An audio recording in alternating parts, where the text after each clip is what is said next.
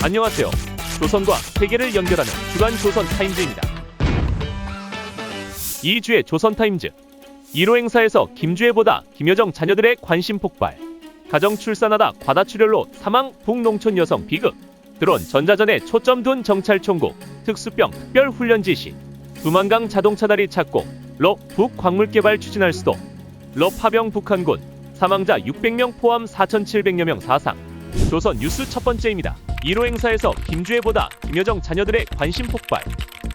최근 남포조선소에서 신형 구축함 진수식이 성대하게 진행된 가운데 김정은 국무위원장의 여동생 김여정 노동당 부부장이 자녀들도 추정되는 어린이들과 동행에 크게 시선을 끈 것으로 전해졌습니다. 이날 행사에는 주애로 알려진 김 위원장의 딸도 참석했으나 김여정과 함께 온 두 어린이에 더 관심이 집중됐다고 합니다. 데일리 NK 평안남도 소식통은 지난 25일 남포조선소에서 열린 행사는 원수님이 참석하시는 1호 행사였던 만큼 치밀한 경호와 질서 유지 조치가 이뤄진 가운데 치러졌는데 이 와중에 김여정 동지의 자녀들로 보이는 아이들이 나타나 행사 참가자들의 관심이 폭발했다고 전했습니다. 소식통에 따르면 행사 참가자들의 눈길은 처음에 김 위원장과 함께 등장한 딸 주애에게로 향했다가 이내 김여정의 자녀로 보이는 어린이들에게로 옮겨갔습니다.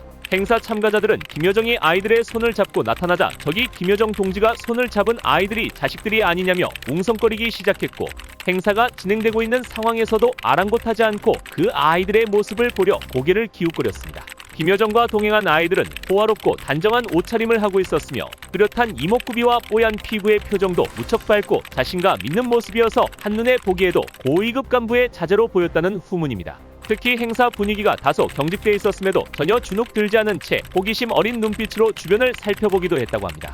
반면 주애는 조심스럽고 무게 있는 표정으로 김 위원장의 곁에 꼭 붙어 있는 모습이었는데 행사 참가자들은 이미 매체 보도 등을 통해 얼굴을 익힌 터라 크게 주애보다는 김여정과 함께 나온 아이들을 더 신기해하며 관심을 보인 것으로 전해졌습니다. 심지어 자리를 지키고 조용히 행사를 지켜봐야 하는 당 간부들도 그 아이들을 보기 위해 나서기도 하고 김여정 동지의 자식들로 보이는데 참 환하고 똑똑하게 생겼다며 감탄하는 말을 하기도 한 것으로 알려졌습니다. 소식통은 김여정 동지와 그 옆에 있던 어린이들에게 집중된 시선은 멈출 줄 몰라 경호를 담당한 요원들이 이 어린이들도 동시에 주시해야 했을 정도라면서 행사 참가자들 중에는 진수식이 끝난 뒤에도 자제분은 뒷전이고 김여정 동지의 아들과 딸을 보려고 따라가려는 듯한 기세까지 보여 경호 요원들이 진땀을 빼기도 했다고 전했습니다.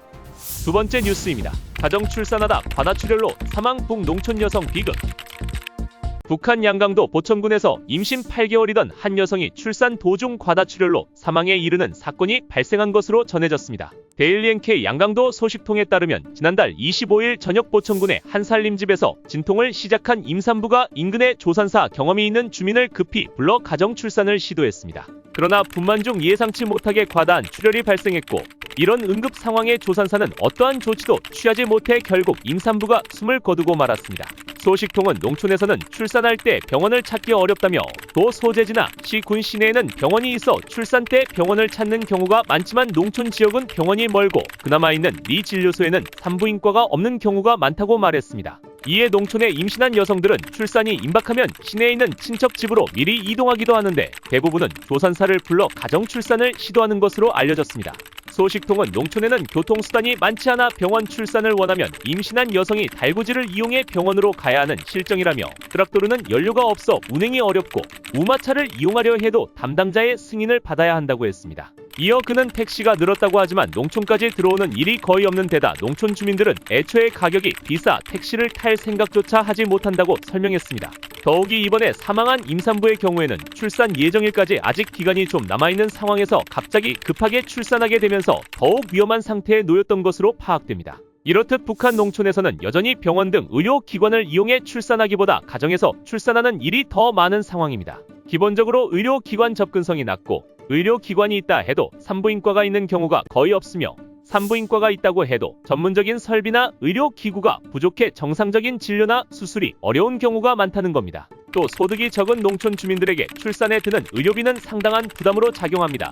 산부인과 진료를 받으려면 높은 비용의 의료비를 감당해야 하는 북한 농촌의 임신 여성들에게 조산사를 불러 집에서 출산하는 것 외에 사실상 다른 선택지는 없는 현실이라고 소식통은 말합니다. 이밖에 농촌 주민들이 임신과 출산에 대한 기본 지식이 부족한 점도 출산 과정에서의 사고율을 키우는 하나의 원인이 되고 있다는 게 소식통의 이야기입니다.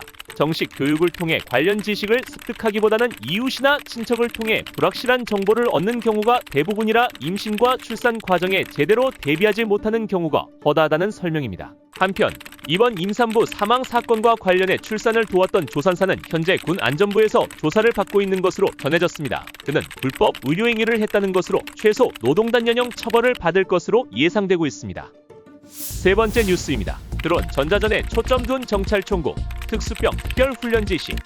북한군 정찰총국 산하 일부 부대가 5월 1일부터 6월 8일까지 특별합동 전술훈련에 돌입할 것으로 알려졌습니다. 데일리 NK 북한 내부 군 소식통은 지난 1일부터 6월 8일까지 정찰총국 산하 전자전, 경보병, 저격병 대상 협동 전술훈련을 진행할 데에 대한 인민군 총참모부 전투훈련국의 전신 명령이 27일 정찰총국 지휘부에 하달됐다고 전했습니다.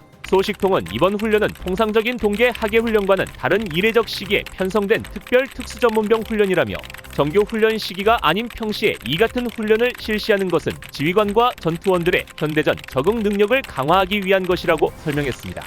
소식통에 따르면 이번 훈련은 드론을 활용한 공격 방어 능력, 정찰 탐지, 은폐 임무를 통합 운용하는 협동, 지휘 및 전술 능력 향상에 중점을 두고 있습니다. 실제로 서부 최전방 지역인 황해북도 일대에 주둔한 정찰총국 산하 드론 전자전 부대는 이번 훈련에서 드론 통제 소프트웨어 운용 능력을 집중 강화하라는 과제를 부여받았다고 합니다.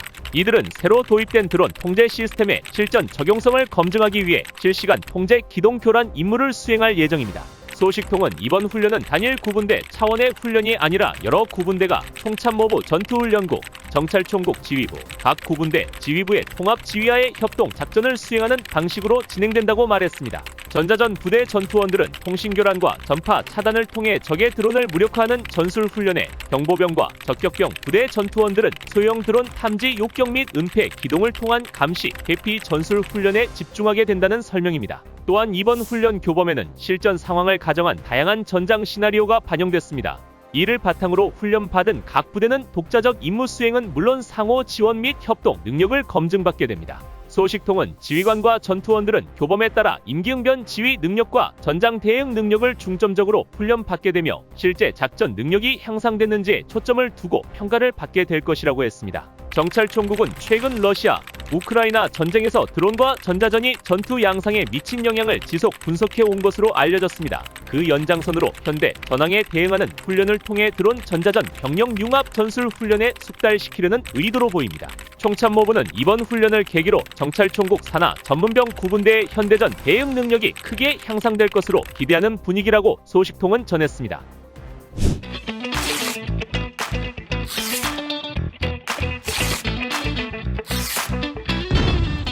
세계 뉴스 첫 번째입니다. 두만강 자동차 다리 착공, 로 북 광물 개발 추진할 수도. 북로를 연결하는 두만강 대교 착공식이 열린 가운데 러시아가 이 다리를 이용해 북한 광물 개발을 추진할 수 있다는 전망이 나왔습니다. 러시아 타스통신은 북로 두만강 대교와 관련해 양국 북한 국경 지역에서의 현대적 교통 인프라 건설은 북한 광물 자원의 공동 개발 기회를 열고 다양한 경제 분야에서의 공동 기업 설립에도 촉진 역할을 할 것이라고 전했습니다. 러시아 컨설팅 회사 시베리아 금융시스템의 발렌틴 보고몰로프 최고 경영자는 타스통신의 러시아와 북한 사이의 대교는 우선 물류 문제를 해결하고 상호 무역과 협력의 기회를 크게 확대할 것이라고 언급했습니다. 타스통신은 북한의 광물 자원 총 가치는 약 3조 달러에 달하고 북한의 마그네사이트, 텅스텐 등 자원이 풍부하다고 전했습니다. 보고몰로프 CEO는 현재 대북 제재는 북한의 히토류 금속 수출을 제한하고 있다며 북한은 또 효율적인 채굴 기업을 설립하기 위한 자원과 기술이 부족한 상황으로 외부의 지원이 필요하다고 주장했습니다. 이어 그는 러시아도 많은 광산을 보유하고 있지만 아직 충분히 탐사되지 않은 지역은 교통 접근성이 좋지 않다면서 반면 북한은 영토가 비교적 작고 노동력이 저렴하다고 설명했습니다. 보고몰로프 CEO는 또 양국은 광물 자원 개발뿐만 아니라 다양한 분야에서 합작 기업을 설립할 수도 있다고 언급했습니다. 그러면서 북한에서 의류를 생산하거나 간단한 기계 장비를 조립해 두만강 대교를 통해 러시아로 들어올 수 있다고 부연했습니다. 한편 지난달 30일 북한 나선과 러시아 하산에서 두만강 대교 착공식이 열렸습니다. 현재 두만강에는 기차가 오갈 수 있는 철교가 있지만 도로용 교량은 없습니다. 예상 공사 기간은 1년 6개월로 내년 말 완공 예정입니다. 러시아 교통부는 하루 300대의 차량과 2,850명이 다리를 통과할 수 있다고 밝혔습니다. 두 번째 뉴스입니다. 러 파병 북한군 사망자 600명 포함 4,700여 명 사상.